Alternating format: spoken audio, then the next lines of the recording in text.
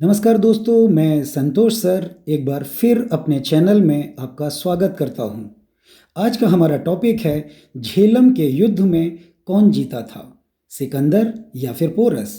तो आइए समय बर्बाद ना करते हुए हम अपना वीडियो शुरू करते हैं।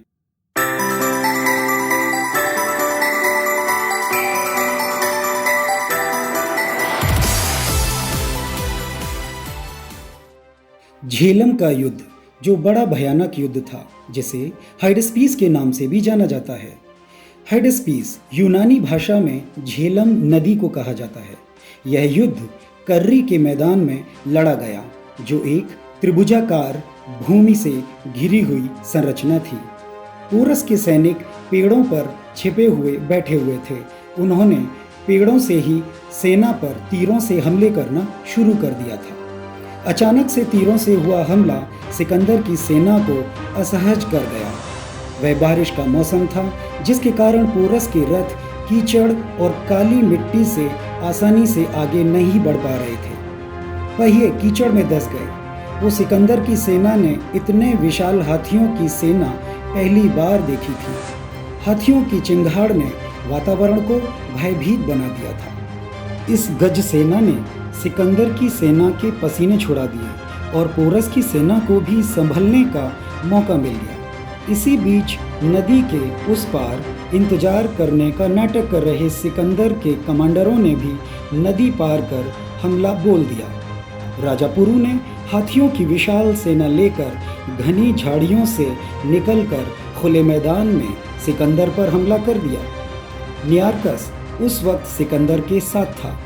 उसने अपने विवरण में लिखा है कि पोरस को देखकर सिकंदर गुस्से से आग बबूला हो गया। वह पहले से ही अपनी सेना को दोनों तरफ से हमला करने के लिए रवाना कर चुका था और सिकंदर कुछ चुनिंदा सैनिकों और कमांडरों के साथ मध्य में ही डटा हुआ था। मारकाट इतनी भयानक थी कि दोनों पक्षों को संभलने का मौका ही नहीं मिला। राजा पोरस एक विशाल हाथी पर सवार था। पोरस को मारने के लिए सिकंदर खुद ही अपना घोड़ा दौड़ा देता है, जबकि उसके कमांडरों ने सुरक्षा घेरा तोड़ने से मना कर दिया था। सिकंदर यही भारी भूल कर गया। उसके कमांडर चीखते रह गए और सिकंदर पोरस के समक्ष खड़ा था। सिकंदर की नीति यह थी कि वह तीव्र गति से आएगा और अपने घोड़े बुकाफेलस को हवा में उछाल देगा और भाले को पोरस के सीने में घोंप देगा। और हुआ भी ऐसा ही। सिकंदर ने भाला लहराते हुए अपने घोड़े को दो पैरों पर हवा में उछाल दिया।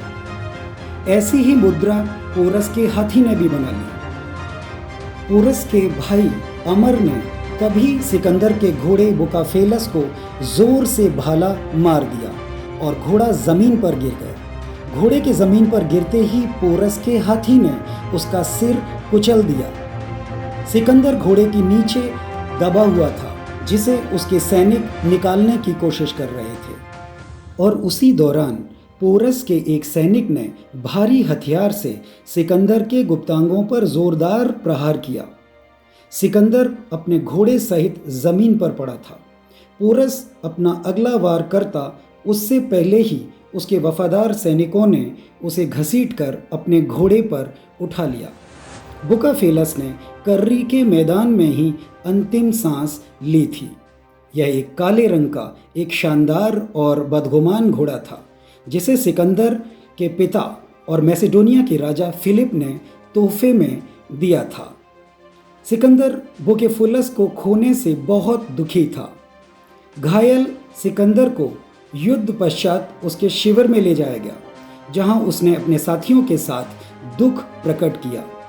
इस युद्ध के परिणामों को लेकर इतिहासकारों में अलग अलग मतभेद हैं।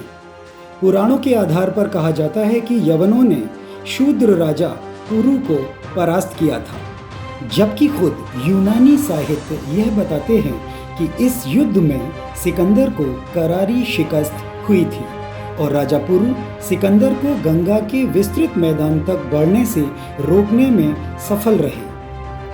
हार और जीत का फैसला आज भी शोध का विषय है, लेकिन नियार्कस ने अरस्तु को यही बताया था कि यवन बहुत बहादुरी से लड़े पर पोरस को हरा न सके और सिकंदर की जान भी जाते जाते बची। निष्पक्ष इतिहासकार प्लूटार्क लिखते हैं कि सिकंदर सम्राट पुरु की 20,000 की सेना के सामने तो ठहर नहीं पाया।